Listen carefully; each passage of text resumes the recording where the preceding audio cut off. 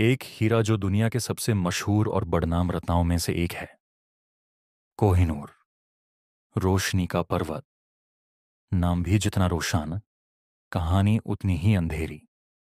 कहते हैं इसकी पहली पहचान ककातिया राजवंश के पास हुई। वारंगल के एक मंदिर में ये हीरा स्थापित था, एक पवित्र वस्तु के रूप में। एक वीरंगना जिन्होंने इस हीरे को अपने रजिया का गौरव बनाया। दिल्ली सुल्तानत के मलिक कफूर ने दक्षिण भारत से इसे लूट लिया। कुछ समय तक ये हीरा दिल्ली के सुल्तानों के पास रहा। बाबर ने अपनी बाबरनामा में इस अनमोल हीरे का जिक्र किया। हुमायूं ने गुजरात के बहादुर शाह से ये हीरा लिया। अकबर के राजशाही खजाने में यह एक मुखिया रत्न था। ताकते ताउस, जिसमें कोहिनूर सजाया गया था, एक जॉ ड्रॉपिंग जिन्हासान। औरंगजेब ने शाहजहां को बंदी बनाया और कोहिनूर उसके हाथ लगा। औरंगजेब ने इस रतन को अपने क्राउन में लगवाया।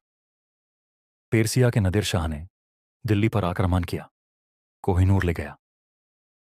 इसी वक्त पहली बार इस हीरे को कोहिनूर कहा गया। नादिर शाह के लूट में 30,000 लोगों का कत्ल हुआ। नादिर के बाद यह हीरा अफगानिस्तान के अहमद शाह के पास चला गया।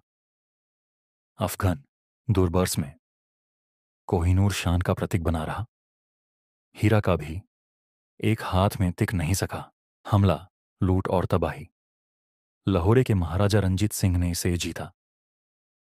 उन्होंने इसे श्री जगन्नाथ जी के मंदिर को दान करने का विचार किया। उनकी मृत्यु के बाद ब्रिटिश ने प्लान बना लिया।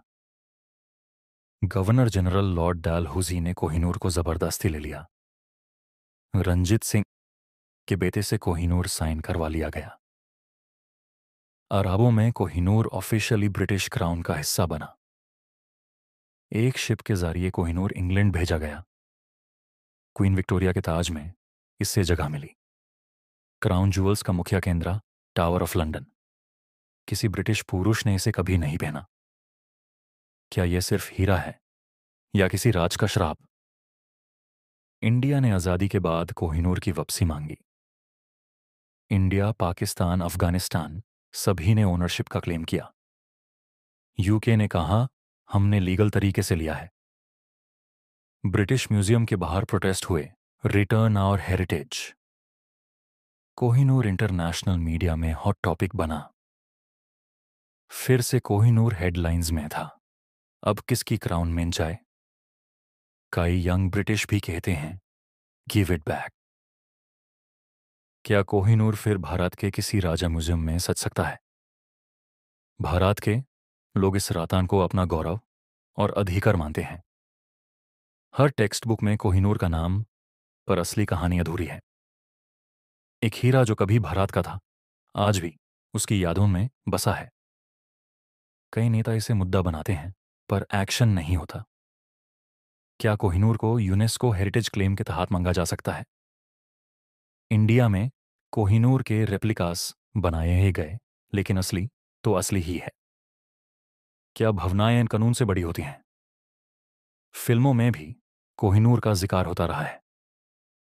कई डॉक्यूमेंट्रीज इस रहाशा पर बनी हैं, पर अंत नहीं मिला। क्या कभी ये वापस भारत लौटेगा? क्या ये एक हीरा है या एक जिंदा इतिहास? क्या तुम कोहिनूर को वापस लाना चाहोगे या उससे वही छोड़ देना बेहतर है?